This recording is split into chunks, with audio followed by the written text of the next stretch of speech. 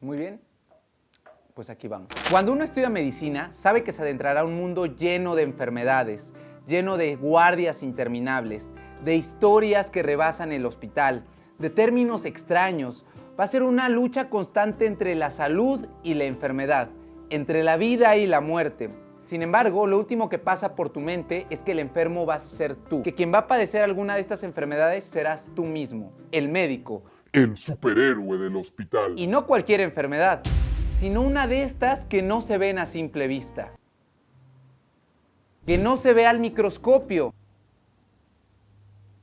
que no sangra, pero que puede incapacitarte tanto o más incluso que una hemorragia en el cerebro. Yo soy Octavio Arroyo, médico especialista en medicina interna, y hoy quiero abrirles un poquito mi corazón para contarles uno de los episodios más tormentosos de mi vida. Y sí es tormentoso, amigo, en el sentido estricto. Fue una tormenta. Estaba chille, chille, chille, chille. Y a propósito de que estamos en el mes de la salud mental y que medicina es una de las carreras que presenta una mayor prevalencia de enfermedades mentales, hoy hablaremos acerca de la depresión. Desde hace mucho tiempo quería contarles esto, pero no sabía ni cómo ni cuándo. Aunque creo que ahora que ya domino más el internet y las redes sociales, que me di cuenta que soy un ejemplo, bueno o malo, pero soy un ejemplo. Y sobre todo que esa etapa de mi vida la dejé de ver con miedo, con nostalgia, con remordimiento, incluso con rencor. Decidí que hoy les contaría sobre mi episodio de depresión en el 2015, cuando me encontraba realizando el segundo año de la especialidad. Antes de contarles toda mi historia, quiero dejarles claros algunos datos. La depresión no es sinónimo de tristeza. La depresión no solamente es andar agüitado. No es como dice un meme. Es que no estás deprimido, estás distraído. Aunque claro, la falta de atención es una de las manifestaciones de la depresión. La depresión es una enfermedad y como cualquier otra, tiene una definición, factores de riesgo, una fisiopatología, un cuadro clínico. Incluso para diagnosticarse esta enfermedad se requieren hacer laboratorios para descartar otras enfermedades. Vamos, incluso hay médicos especialistas que se encargan de su tratamiento. Los psiquiatras. Desafortunadamente, hay muchas personas, incluyendo a los médicos, que aún estigmatizan las enfermedades mentales, incluyendo a la depresión. Ay no, ¿cómo voy a ir al psiquiatra si no estoy loco? Obvio no está deprimido, solamente está haciendo el flojo. Si estuviera enfermo no andaría siempre riéndose. Y sí lo piensan, amigos. De acuerdo al DSM-5, para el diagnóstico del trastorno depresivo mayor se requieren de ciertos criterios. Entre ellos es que la persona tenga un estado de ánimo deprimido la mayor parte del tiempo, la mayoría de los días. O bien que tenga pérdida de placer o disminución del interés por situaciones que antes sí lo provocaban. Justamente a esta situación donde pierdes el gusto por cosas que antes te lo provocaban, se conoce como anedonia. Este estado depresivo o anedonia tiene que estar acompañado de una disminución en la funcionalidad de la persona. Es decir, que baje su rendimiento, ya sea en la escuela, en el trabajo, en el hogar o en donde se desempeñe. La duración de este cuadro tiene que tener un mínimo de 2 semanas. Y una vez cumpliendo lo anterior, también debe de cumplir con 5 de los siguientes puntos. Pérdida de peso clínicamente significativa, o ya sea que aumente o disminuya el apetito. Esta pérdida de peso debe ser mayor al 5% en menos de un mes. Insomnio o hipersomnia, agitación o retardo psicomotor, fatiga o pérdida de energía, sentimientos de inutilidad o culpa excesiva, dificultad para pensar o concentrarse o incluso para tomar una decisión, pensamientos recurrentes de muerte o ideas suicidas. Oye amigos, ahora que lo estoy diciendo, sí los tenía todos. ¿Y saben qué? Lo peor es que era esa amiga que no se daba cuenta. Pero bueno, habiendo visto los criterios, ahora sí pasemos a contar mi historia. Todo empieza por allá de marzo del 2015, como ya les dije, cuando estaba iniciando el segundo año de la especialidad. Como todos saben, el primer año de cualquier especialidad es sumamente pesado.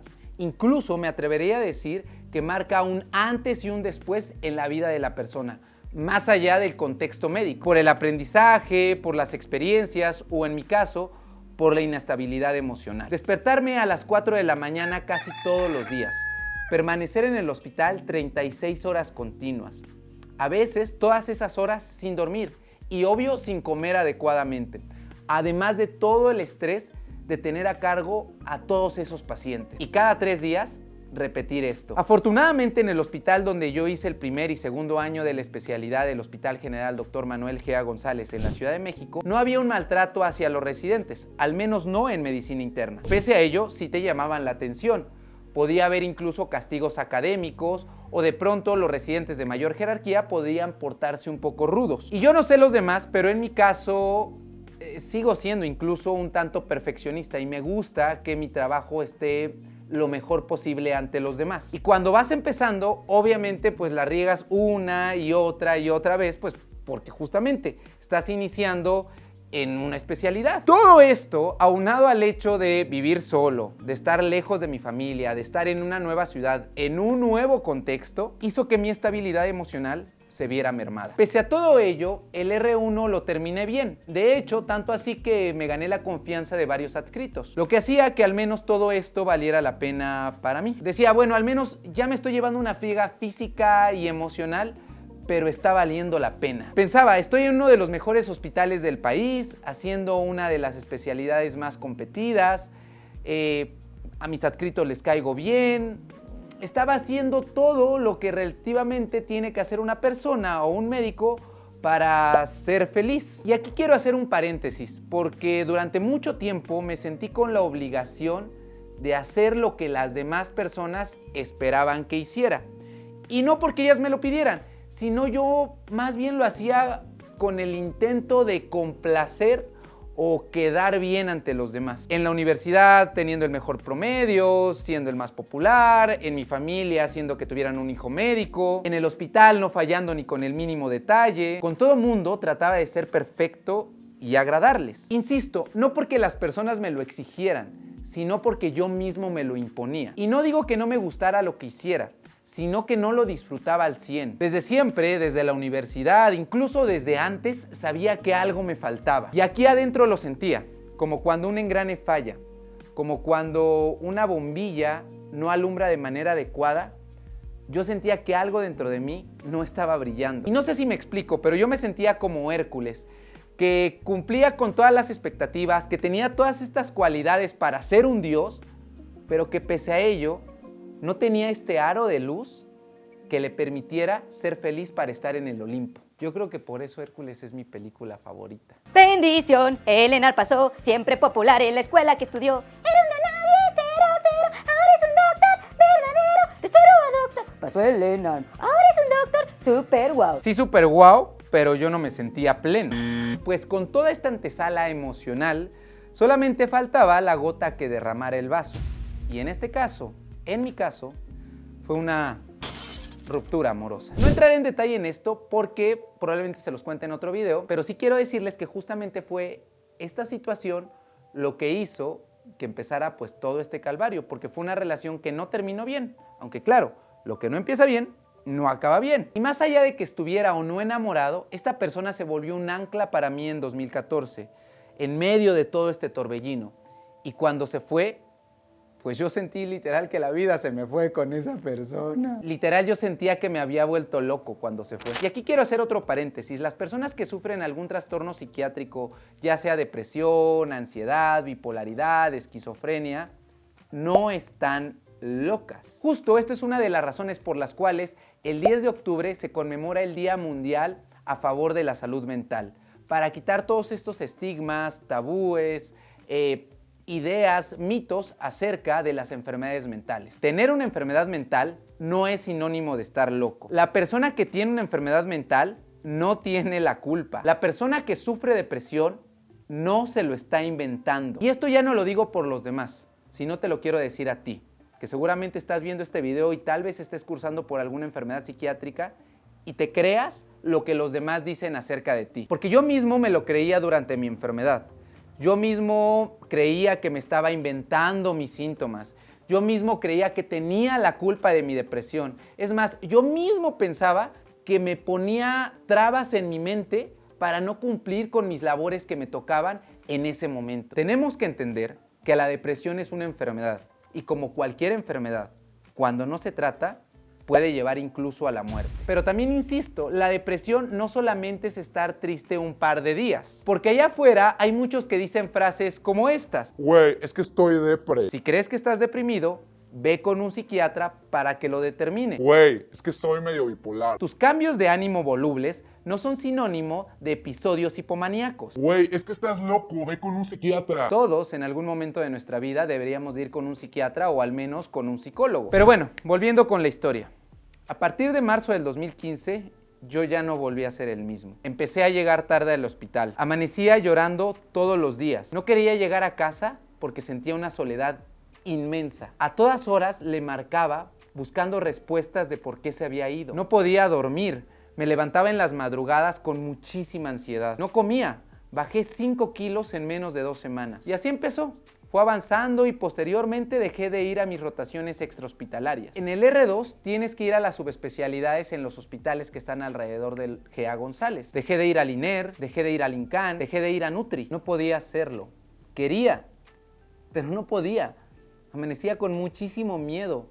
Amanecía sintiéndome extraño y terminaba quedándome debajo de las cobijas. Me sentía angustiado. No iba y luego me sentía con más angustia de no haber ido a cumplir con mis obligaciones en el hospital. Me marcaban incluso por teléfono para preguntarme en dónde estaba y eso me angustiaba más.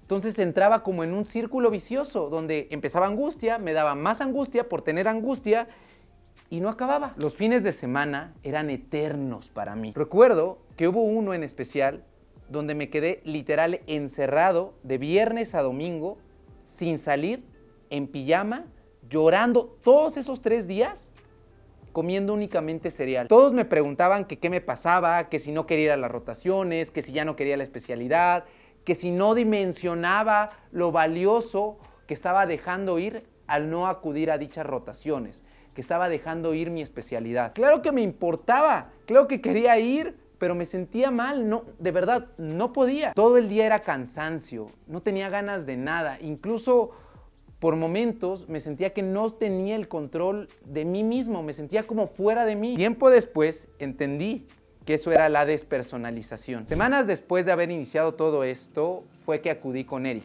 mi psiquiatra, el cual es un excelente médico.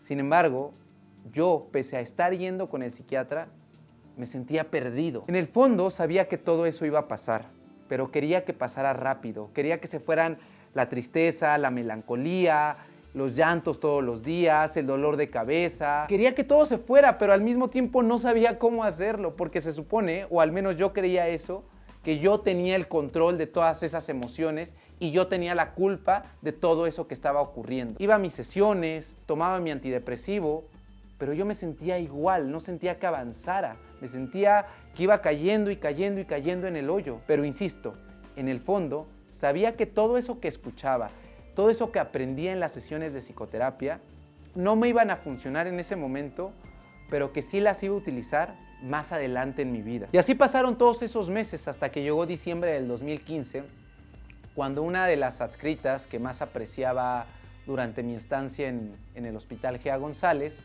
se sentó conmigo y me dijo que pues esto no podía seguir así, no podía seguir faltando a las rotaciones y que no quería que me pasara lo mismo que le pasó a un R1 ese mismo año. Porque no les conté, ese mismo año, en 2015, también por ahí de marzo a abril, un compañero, un R1 también de medicina interna, se trató de suicidar. Por suerte, no lo consiguió. Yo afortunadamente nunca tuve ese tipo de ideas o de intentos. Sin embargo, lo que sí quería era salirme, quería irme, quería correr, quería desaparecer. Recuerdo que por esas fechas vi por primera vez una película de Julia Roberts donde ni siquiera recuerdo el título, si era Amar, Comer y Rezar, pero ella se iba, desaparecía, se iba pues todo un año a perderse y a tratar de reencontrarse, pero no se encontraba.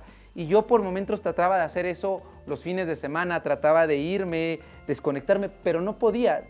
Mi sensación era querer escapar de todas esas sensaciones, pero esa misma sensación me angustiaba. Es muy raro, muy loco lo que puede llegar a sentir una persona que está pasando o cursando por un episodio de depresión. En algún momento me acerqué a este compañero y recuerdo que nos sentamos en un café, platicamos y justamente me di cuenta que la depresión en cada persona se manifiesta de manera distinta. Y es como cualquier otra enfermedad.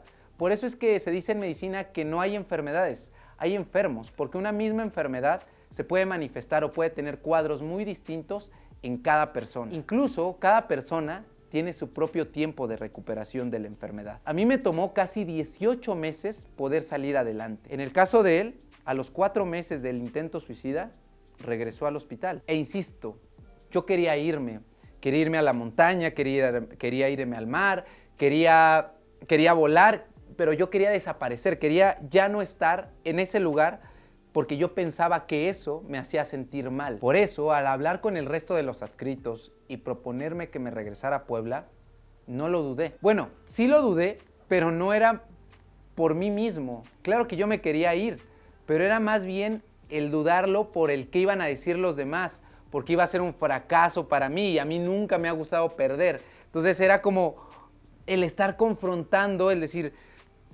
quiero irme, pero no quiero irme, pero ¿qué van a decir? Y entonces eso me angustiaba más. Hasta que lo decidí. Me senté a platicar con mis papás y decidí que sí iba a regresarme a Puebla. Y aunque por mucho tiempo después de haber sucedido eso pensé que no había sido lo más adecuado, hoy por hoy estoy seguro que esa fue de las mejores decisiones que pude haber tomado en mi vida. Y fue así que en marzo del 2016 comencé el R3 en la ciudad de Puebla. Y este no fue el fin de la depresión.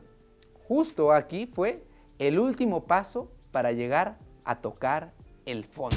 Por supuesto que me ayudó el regresar a mi casa, el sentirme acompañado de mis familiares, el llegar después de una guardia a mi cama, a tener comida caliente. Sin embargo, eso no me hacía sentir mejor, porque incluso había días que seguía sin querer levantarme, con las cobijas arriba de mí, con mucho miedo. Recuerdo en específico alguna vez, en medio de todos esos días que me invitaron a dar una conferencia, fui al complejo cultural universitario de esta ciudad y había, no sé, como unas 500 personas y di la plática, me invitaron a hablar, y al día siguiente sentía un hoyo tan vacío que no me levanté por 2 días de mi cama. O sea, así de bruscos pueden llegar a ser los cambios en una persona con depresión. Por otras situaciones, tuve problemas en el hospital a donde llegué. De hecho, no salí bien de ahí. Pero esa es otra historia que les voy a contar seguramente en otro video. Fue justamente ahí, en junio del 2016, que me cambié nuevamente de sede, que prácticamente ya no sabía hacia dónde iba mi vida, que me sentí en el hoyo, que me sentía hasta abajo. Pero justo ahí fue cuando empecé a reencontrarme conmigo mismo. Estuve un par de semanas sin ir al hospital, sin saber qué rumbo tomaría mi vida, pero al menos eso me ayudó para no estar con un estrés laboral. Y en este tiempo fue que volví a escribir. Tenía años que no tenía este gusto por la escritura. De hecho, para ser exacto, por allá del 2007, cuando iba en el primer año de la universidad y escribí mi última obra de teatro. Porque sí, escribía obras de teatro, aunque no lo crean. Como ya les he contado, desde siempre me ha gustado entretener, desde participar en obras de teatro, conducir eventos, dar clases, participar en conferencias, pero también crear historias, preparar espectáculos, hacer reír a las personas. Y como les digo, fue ahí, en junio del 2016, que apareció Mr. Doctor, como una simple página de memes en Facebook, pero que en menos de 2 semanas llegó a tener 30,000 seguidores. Y que en menos de 2 meses, más o menos 3 meses a lo mucho, llegamos a los 100,000 seguidores en esa página de Facebook. Y ahí fue cuando dije, algo bueno va a salir de todo esto. Y aquí estoy. Pero no les voy a decir que Mr. Doctor fue mi cura para la depresión, que fue lo que me sacó del hoyo. Pero sí fue una cuerda que al voltear y verla y jalarla, me daba un tanto de confianza, me ayudaba a sentirme, pues si bien no seguro, era como una, literal, como decía la novela, era una luz en el camino. No sabía la ruta, pero de lo que sí estaba seguro es que ya no podía perder más. Y aquí aprendí otra lección, que cuando tocas fondo, ya no hay otra dirección más que ir hacia arriba. Y así pasó, llegué a una nueva sede en Puebla, en la cual me recibieron increíblemente. Encontré a una persona maravillosa que aún tengo a mi lado. Al año siguiente, en 2017, gané el concurso internacional de residentes de medicina interna y en ese mismo año conocí a amigos increíbles. Tal es el caso de Dr. Vic y a la doctora Jackie, la cual la conocí en 2018. Y bueno, al final comprendí que si no hubiera pasado por toda esa catarsis, no sería quien soy ahora. Y también durante todo este proceso, entendí que esa sensación de que siempre me faltaba algo era lo que estoy haciendo ahorita. El entretener. Y de hecho no me van a dejar mentir aquí detrás de cámaras. Cuando venimos a grabar, preparo el guión, me pongo a investigar. Cuando grabamos, por ejemplo, el video de Yo Perreo Sola, les decía a los amigos que estaban con toda esta producción que me volvía a sentir como cuando preparaba las obras de teatro cuando estaba en la preparatoria. O sea, esa magia que siempre sabía, o que más bien, que siempre supe durante mi adolescencia que me hacía muy feliz, la perdí, la fui perdiendo y la fui canalizando a otras cosas como dar clases, conferencias, que también me gustan y me encanta la medicina, de verdad, me apasiona la medicina. Y como les digo, yo siempre me imaginé que mi válvula de escape iba a ser el teatro, nunca me imaginé que la forma de entretener iba a ser YouTube. Y de verdad que no saben lo feliz que me siento cada vez que subo un video y que más allá de que le den like o no le den like, que me digan que los estoy entreteniendo y que eso está cambiando un poquito su forma de ver la vida, al menos en el aspecto de salud. Y hoy, después de muchos, pero muchos años, me siento pleno y feliz. Me siento muy completo haciendo pues todo esto que hago, entre estar en una institución pública trabajando, tener consulta particular, hacer videos, dar clases, dar conferencias. De verdad, me siento muy, muy, muy pleno combinando lo mejor de dos mundos, como Hannah Montana. Claro que me sigo enojando, claro que me sigo estresando, claro que sigue habiendo problemas en mi vida, como en la vida de cualquier otra persona, pero al menos entiendo que todas estas características las puedo enfocar para sacarle algo positivo. Y este video se lo quiero dedicar en específico a todos aquellos estudiantes de medicina, internos o residentes que también están pasando por una situación parecida a la que yo pasé, ya sea por la depresión, porque tengan problemas en el hospital, porque no se sientan plenos. Quiero que entiendan y quiero que sepan que no están solos, que allá afuera hay muchas personas que están pasando por lo mismo que ustedes están pasando en este momento. Yo mismo pasé por ello, pero quiero que entiendan que todo esto que están sintiendo en este momento va a pasar y que hay más oportunidades. Y lo sé porque hay muchos residentes que se han acercado a mí a preguntarme directa o indirectamente a través de Mr. Doctor o directamente, como les digo, como Octavio Arroyo, a decirme, oye, ¿cómo le hiciste para cambiarte de sede?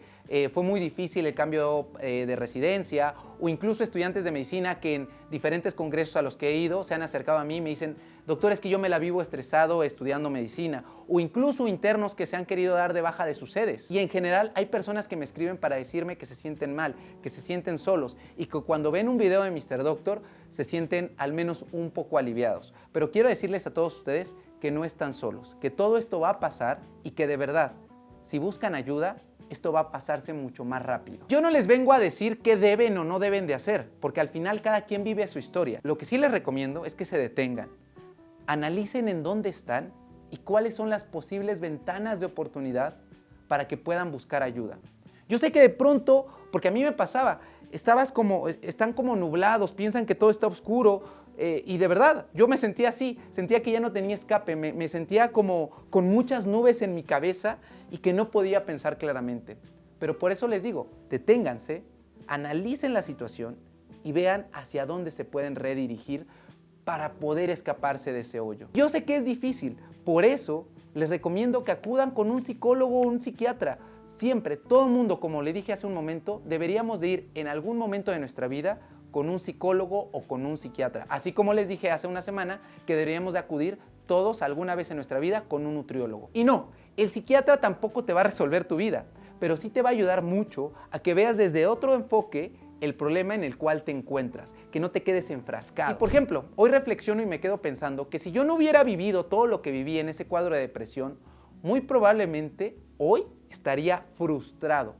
E incluso el episodio depresivo hubiera sido tal vez mucho más agresivo, porque hubiera tratado de cumplir los estándares que todo mundo cumple en medicina. Acabar una especialidad, después una subespecialidad, después el alta especialidad. Y no digo que esté mal, pero en mi caso no era lo que me hacía feliz. Yo, por ejemplo, de pronto escucho hablar amigos que están en el hospital y se apasionan y veo cómo les brillan sus ojos cuando están hablando de medicina. Y a mí eso no me pasa. Claro que me gusta, como les digo hace un momento, claro que me apasiona, claro que me hace sentir contento ayudar a las personas, diagnosticar, resolver casos complejos, ayudar a la gente a que se sienta un poco mejor. Pero pese a ello, no me llena. Lo que me termina de llenar es justamente esto que estoy haciendo, entretenerlos a ustedes a través de un video, o a través de un stand-up que planeo hacerlo, o a través de un video musical como el que hicimos hace un par de semanas. Eso a mí me hace feliz y no está mal.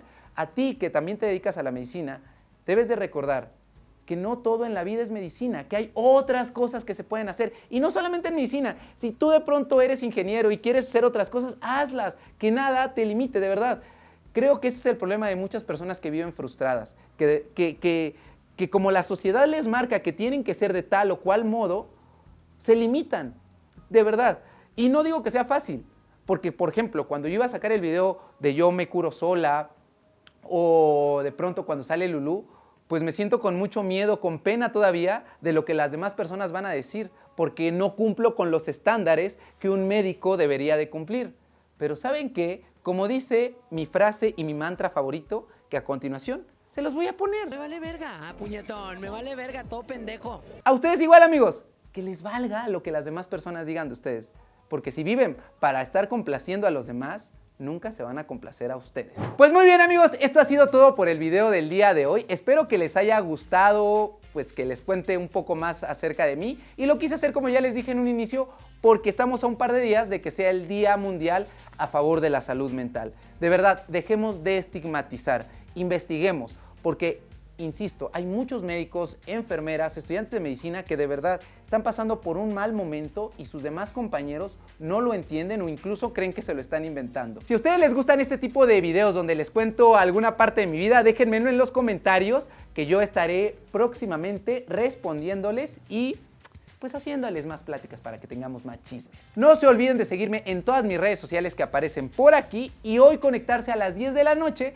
porque estaremos hablando con una amiga que es psiquiatra acerca de todos estos trastornos mentales. A propósito, insisto, de que estamos en el mes de la salud mental. Compartan este video y denle like. Suscríbanse y activen las notificaciones para que les avise cuando subimos video. Y recuerden lavarse constantemente las manos, utilizar cubrebocas, guardar su sana distancia, acudir con el psiquiatra al menos una vez en su vida y recetar frutas y verduras y nos vemos hasta la próxima. ¡Adiós! Pero sí, les digo que en el Hospital Energía todos muy buena onda y todos muy buenos, pero sí había unas personas malditas que seguramente ahorita deben estar rencorosas con la vida, que me trataban de hacer la vida imposible, decían, ay, nada más se lo está inventando. Por ejemplo, este compañero que le dio, uno de ellos lo estuvo moleste y moleste todavía después de que regresó al hospital, o sea, ¿por qué son así? Pero bueno, la misma vida los pone en donde merecen estar esas personas.